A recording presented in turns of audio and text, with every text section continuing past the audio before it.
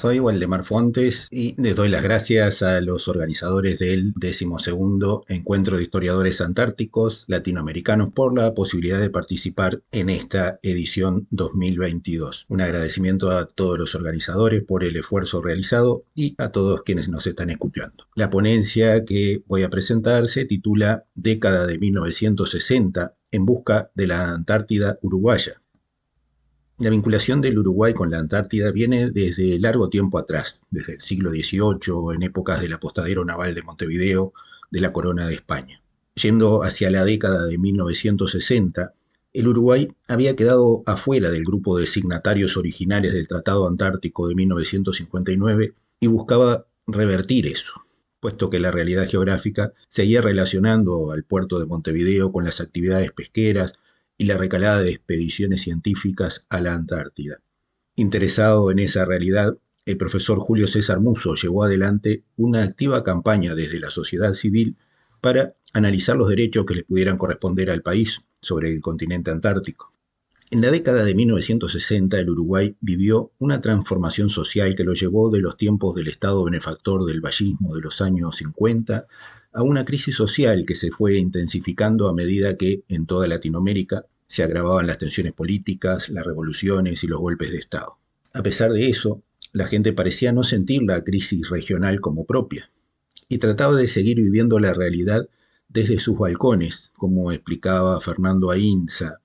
Esta década de 1960 estuvo signada por la Guerra Fría y por las crisis políticas y sociales que transformaron al mundo. En esa coyuntura, el profesor Julio César Musso encontró la manera de llevar adelante su prédica en busca de la Antártida uruguaya, luchando contra las rispideces que se le opusieron y dejó una huella que vale la pena investigar. Desde los tiempos del apostadero naval, el puerto de Montevideo fue siempre el umbral desde donde las expediciones de todo tipo se despedían de la civilización antes de aventurarse a los fríos mares australes y a donde encontraban cálido refugio al regresar. En la década de 1960, nuestro puerto seguía cumpliendo esa función, siendo el puerto de recalada de las flotas balleneras que operaban en el Atlántico Sur y de las expediciones que en el marco del Año Geofísico Internacional investigaban aún en la Antártida. El diario montevideano El Bien Público anunciaba el 29 de marzo de 1961 en su primera plana: el rompehielos Glacier de la Marina de los Estados Unidos, cuya majestuosa silueta se aprecia en la fotografía, penetrará hoy suavemente, olvidando su permanente batalla con los témpanos de las aguas polares, en el puerto de Montevideo. Otra visita famosa de esos tiempos fue la del buque danés Kista Dan, donde una delegación de científicos británicos, encabezada por el famoso explorador inglés Sir Vivian Fox, ofreció una conferencia de prensa en Montevideo donde detalló pormenorizadamente las dificultades por las que atravesó el Kista Dan en su aventura por los mares del sur. Por otro lado, la caza de la ballena y los balleneros rusos es algo que caracterizó a la década de 1960. El 22 de mayo de 1960 ocurrió un naufragio en el canal de acceso al puerto de Montevideo que perturbó a la tranquila población por la contaminación de las aguas que produjo y por cómo se manejó su intento de rescate. Era el buque Calpean Star, al servicio de la flota ballenera noruega que operaba en las regiones antárticas y que en sus bodegas transportaba desde las islas Georgias del Sur un cargamento de carne de ballena congelada. Esto fue ampliamente comentado en la prensa de la época y hasta nuestros días es una de las leyendas que vinculan al puerto montevideano con el Atlántico Sur. Antes de la Segunda Guerra Mundial, la explotación ballenera tuvo un gran crecimiento y desde el puerto de Montevideo operaban flotas que recalaban allí para mantenimiento, recambio de tripulaciones y para todo tipo de servicios. Muchos uruguayos participaron en las actividades relacionadas a la caza de la ballena, principalmente en la factoría de Grytviken, en las islas Georgias del Sur, administrada por la Compañía Argentina de Pesca y con oficinas en Montevideo. A principios de 1960, la llegada de las flotas balleneras era algo tradicional y los comerciantes se preparaban para ofrecerles baratijas de todo tipo a los ávidos marinos que compraban gustosos. El domingo 17 de abril de 1960, el diario El Bien Público anunciaba la llegada a Montevideo del Sovietskaya Ukrainia, el buque ballenero más grande del mundo, donde el célebre capitán Alexei Solianik, en una conferencia de prensa, contó que se habían cosechado 4.350 ballenas en el primer viaje de este grandioso buque, habiéndose producido un récord de 36.800 toneladas de aceite, y el capitán anunciaba un gasto de 6 a 7 millones de pesos que quedarían en el puerto de Montevideo por reabastecimiento y reparaciones. Los balleneros rusos, como los llamaba la gente, eran de diversas nacionalidades, incluyendo europeos nórdicos que eran contratados por la flota soviética de ese entonces, y fueron algo característico de la ciudad de Montevideo cada vez que esas flotas llegaban a nuestras latitudes.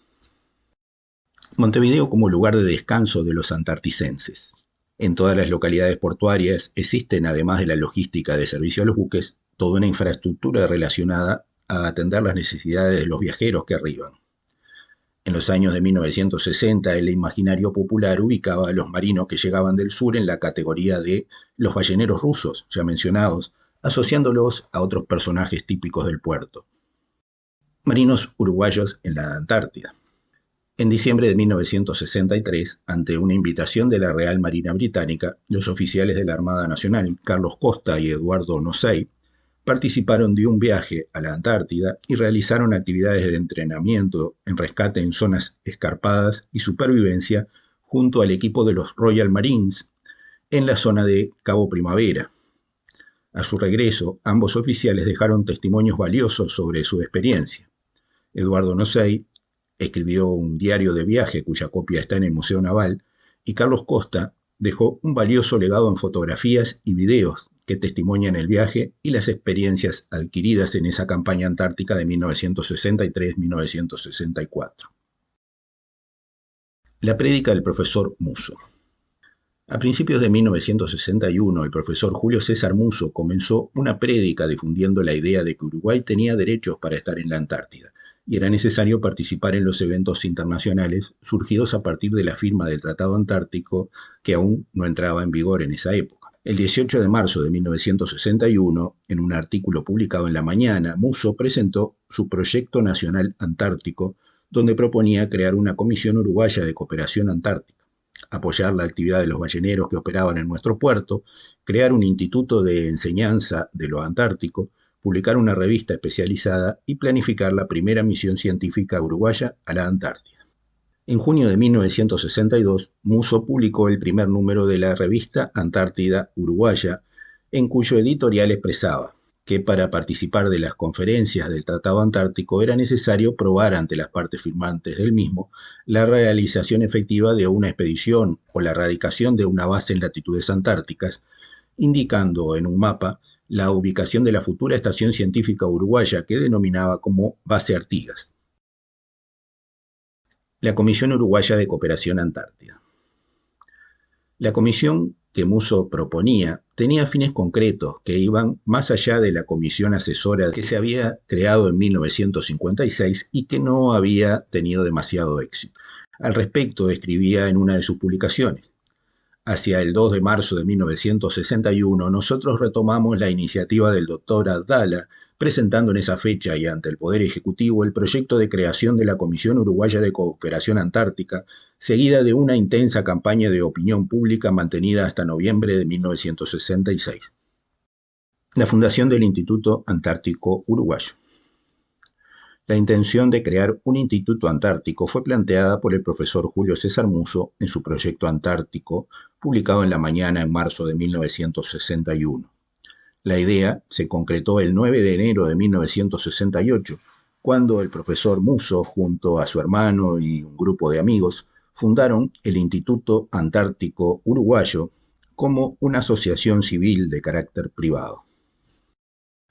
A partir de la fundación del Instituto Antártico Uruguayo, se intensificó la tarea de difusión que el profesor Musso venía haciendo y su prédica halló eco en algunos actores, como el diputado Salgado, que en 1968 presentó en la Cámara de Representantes un proyecto de ley antártica, donde se analizaban los posibles derechos del Uruguay sobre la Antártida, el profesor Musso escribió un ensayo titulado Antártida asignada en 1969, donde exponía sus argumentos de por qué Uruguay tenía derechos sobre el continente antártico basándose en documentos que acreditaban la herencia de España según un tratado de 1841. Como conclusión, el proyecto de ley antártica del diputado Salgado no fue aprobado, pero reunió los antecedentes que la prédica del profesor Musso venía desarrollando y le dio nuevo impulso. Desde la Cancillería se había concluido que por no cumplir con los requisitos exigidos por el Tratado Antártico, no habría posibilidades de que Uruguay se incorporase a las actividades de investigación que ya se desarrollaban en la Antártida. Era necesario modificar eso, y el único camino sería crear la conciencia en la población y lograr la voluntad política para resolverlo. Por su ubicación geográfica y geopolítica, el territorio de la República Oriental del Uruguay, y particularmente el puerto de Montevideo, seguían siendo, como siempre, el umbral a la Antártida para las expediciones que viajaran rumbo al sur polar. Ser parte del Tratado Antártico no cambiaría eso, pero el estar afuera del sistema implicaba pérdida de oportunidades y sobre todo una resignación de derechos que, si bien nunca habían sido reclamados oficialmente, estaban presentes en la conciencia colectiva que se estaba gestando.